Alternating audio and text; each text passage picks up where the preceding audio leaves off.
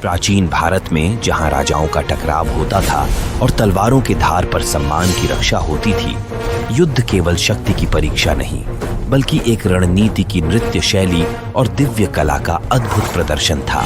यह व्यूह की कला, सेनाओं की गठन शैली सिर्फ एक युद्ध नीति नहीं थी, यह पवित्र थी। महाभारत और रामायण में यही व्यूह युद्धों का भाग्य तय करता था। व्यूह का परिचय, युद्ध की गठन शैली। व्यूह या युद्ध की गठन शैली प्राचीन भारत की एक दिव्य युक्ति थी, जिसमें योद्धा एक अद्वितीय शक्ति के रूप में संगठित होकर बढ़ते थे। प्रत्येक व्यूह को इस तरह से रचा गया था कि सेना को शत्रु पर लाभ मिले और अपने सैनिकों की रक्षा सुनिश्चित हो, जो पूरी तरह समन्वित होकर युद्ध में आगे बढ़े। पद्मव्यूह, कमल की संरचना। पद्मव्यूह या कमल की संरचना अपनी सुंदरता और छल के लिए प्रसिद्ध था। सेना गोलाकार परतों में सजी होती थी और एक साथ बढ़कर कमल की पंखुड़ियों की आकृति बनाती थी। यह कमल के फूल की भांति खुलता, शत्रु को भीतर आने का निमंत्रण देता और फिर तेजी से बंद हो जाता, जिससे दुश्मन इसके केंद्र में फंस जाता। महाभारत में कौरवों की सेना द्रोणाचार्य के नेतृत्व में इस पद्म व्यूह का प्रयोग करती थी ताकि दुश्मनों के लिए एक अभेद्य रक्षात्मक कवच तैयार हो सके। इस व्यूह को इस प्रकार बनाया गया था कि वह शत्रुओं को अंदर खींच ले और हर परत शत्रु पर बंद होती जाए, जैसे कमल की पंखुड़ियां अपनी ओर खींचती हैं। एक बार भीम और उनकी सेना ने इस पद्म व्यूह का सामना किया और इसे भेदने का प्रयास किया। हालांकि भीम युद्ध में अत्यंत निपुण थे, लेकिन इस जटिल व्यूह को भेदना उनके लिए भी कठिन साबित हुआ। सैनिकों की परतें हमले को सहन करती और पुनः संगठित हो जाती, जिससे किसी बाहरी योद्धा के लिए इस संरचना को भंग करना लगभग असंभव हो जाता। अपनी शक्ति और वीरता के बावजूद भीम को विवश होकर रणनीतिक रूप से पीछे हटना पड़ा, ताकि वह लगातार सिकुड़ती हुई पद्म व्यूह की पंखुड़ियों में घिर न जाए।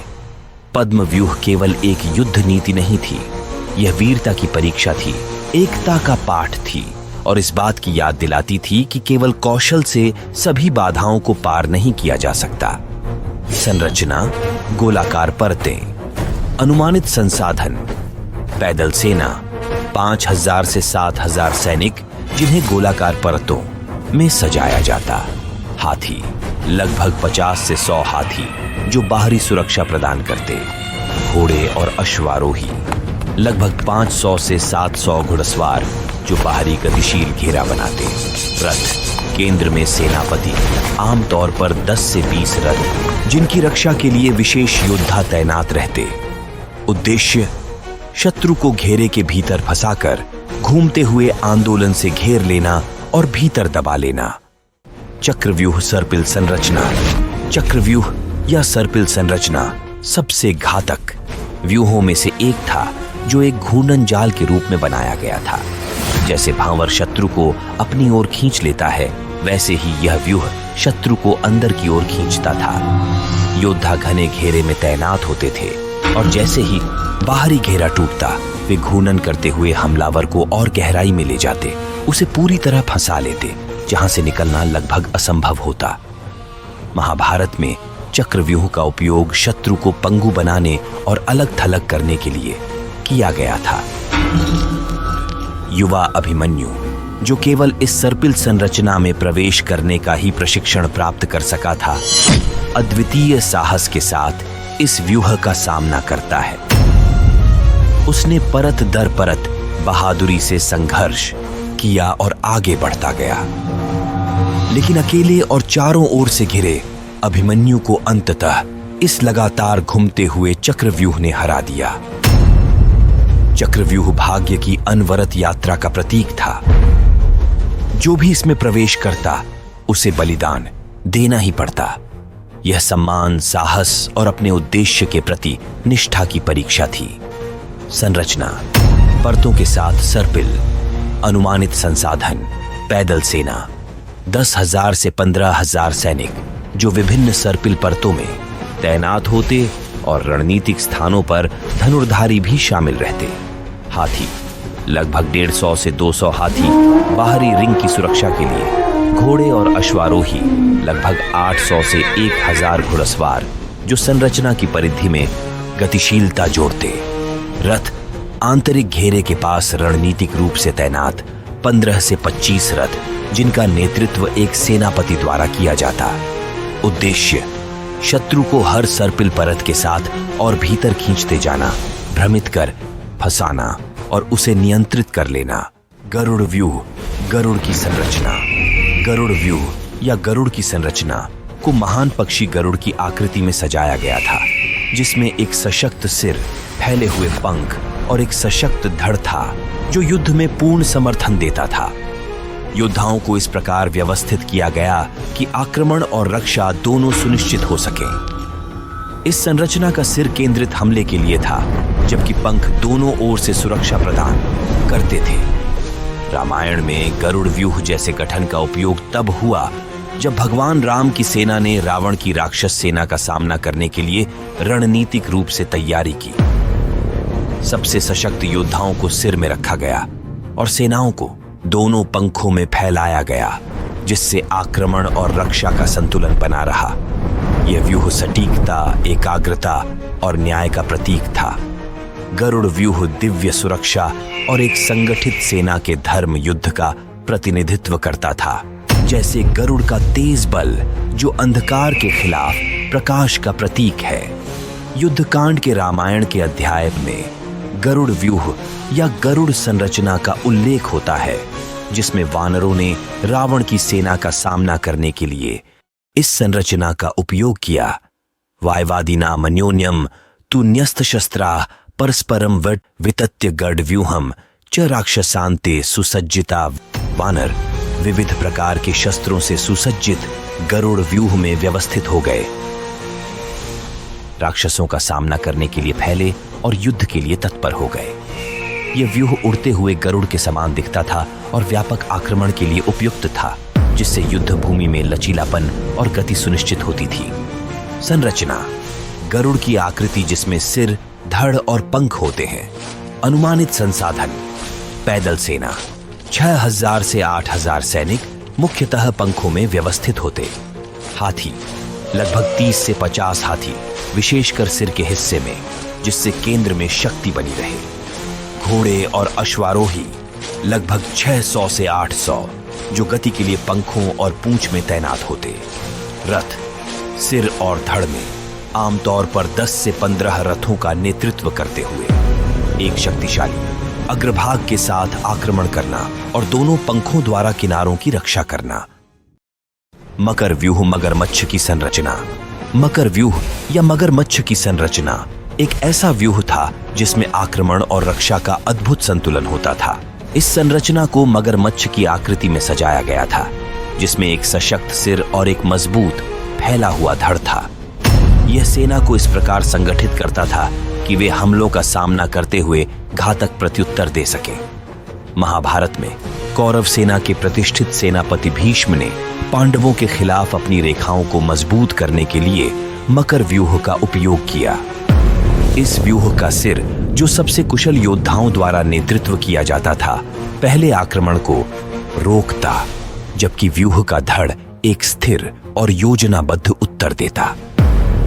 मकर व्यूह को इसके अद्वितीय संतुलन और मार्ग शक्ति के कारण दुर्जेय और घातक माना जाता था। मकर व्यूह प्रकृति की अडिग शक्ति का प्रतीक था, जिसमें सहन शक्ति और आक्रामकता दोनों का बल विद्यमान था। संरचना मगरमच्छ की आकृति, जिसमें एक मजबूत सिर और पतली पूंछ होती है।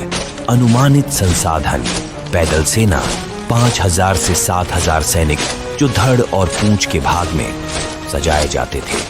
हाथी लगभग 60 से 80 हाथी सिर के पास तैनात होते, जो मजबूत रक्षात्मक शक्ति प्रदान करते। घोड़े और अश्वारोही लगभग 500 से 700 जो किनारों पर गतिशीलता के लिए तैनात होते। रथ 10 से 12 रथ जिनका स्थान रीढ़ के साथ होता, ताकि सेनापतियों की कमान बनी रहे। उद्देश्य एक मजबूत रक्षात्मक स्थिति तैयार करना, जो साथ ही एक शक्तिशाली अग्रभाग से आक्रमण की क्षमता भी रखता हो। क्रौंच व्यूह बगुले की संरचना को इस प्रकार रचा गया था कि यह शत्रु की सेना के केंद्र को भेद सके।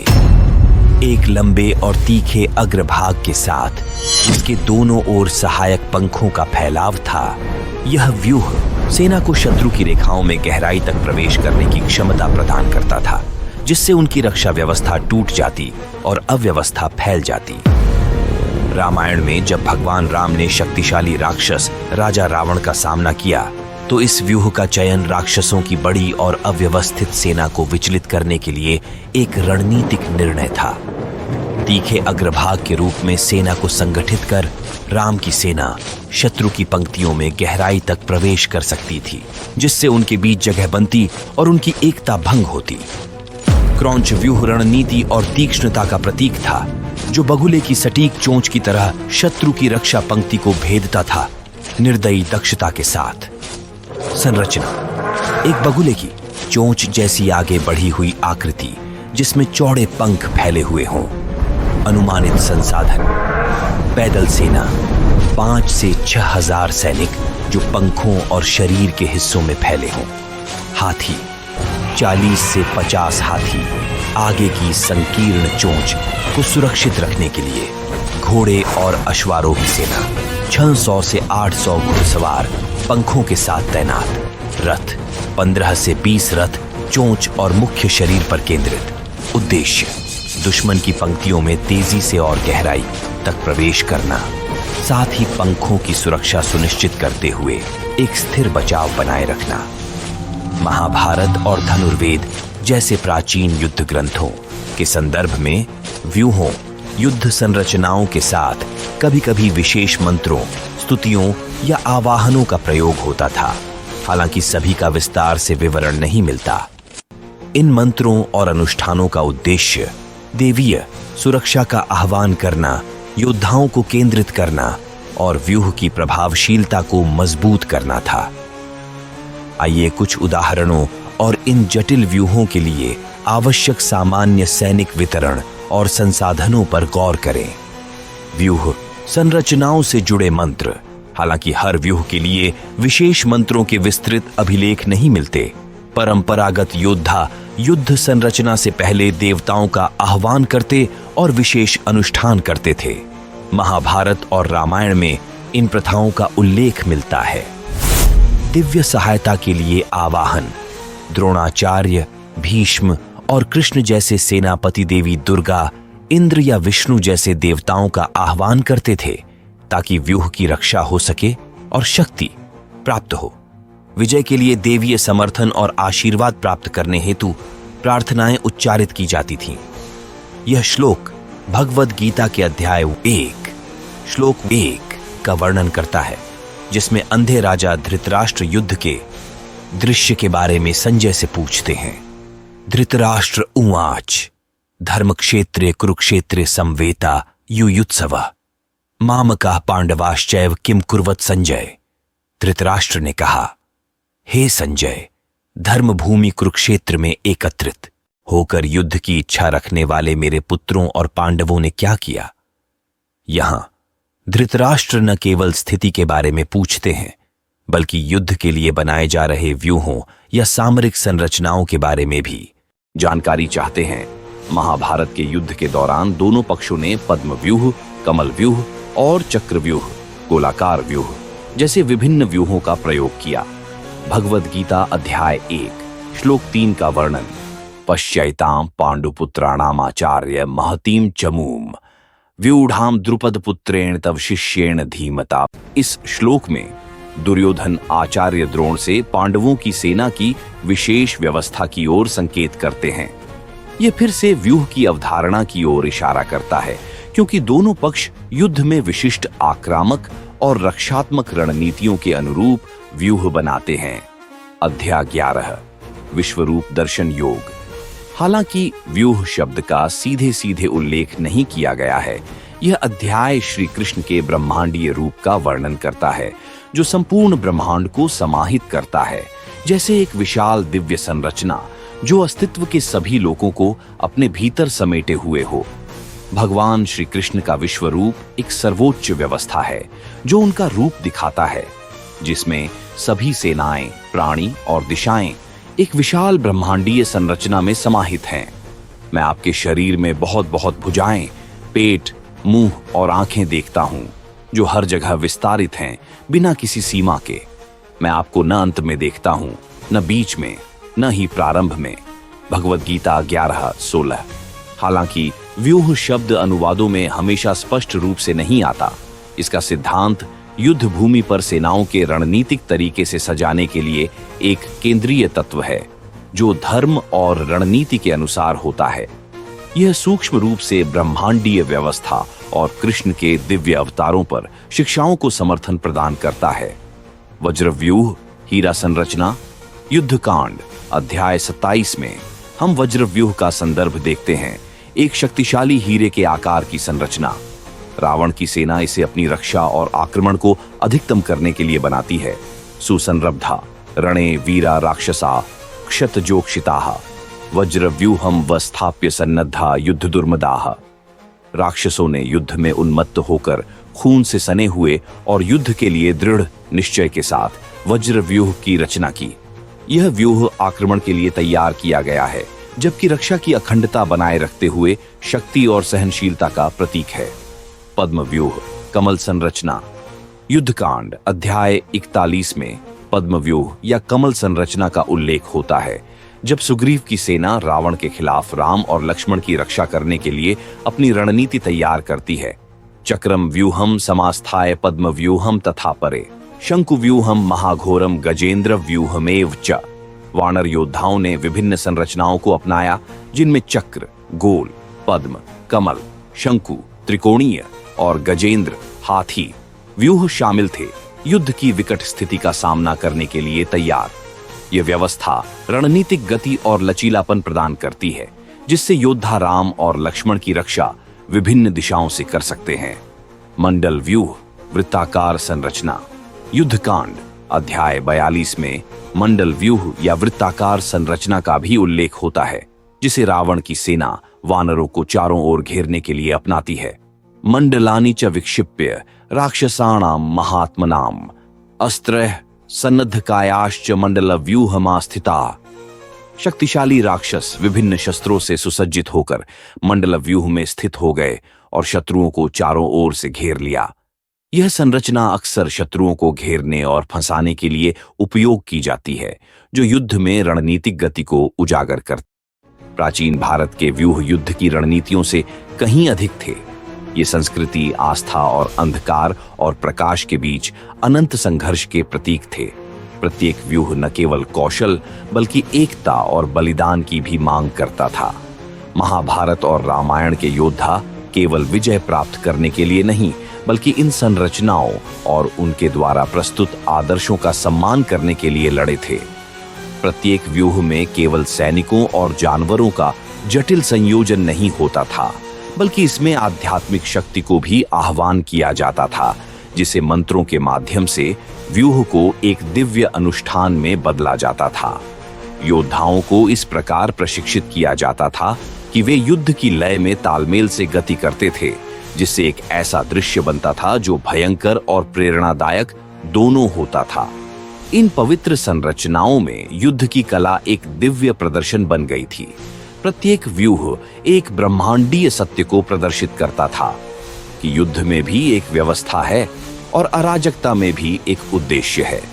हमने पुरानी मिथकीय युद्ध रणनीतियों में सेना संरचनाओं के अधिकांश पहलुओं को कवर किया है। यदि आपके पास और जानकारी हो तो कृपया हमें टिप्पणियों में साझा करें। कृपया लाइक करें, शेयर करें और हमारे चैनल को सब्सक्राइब करें।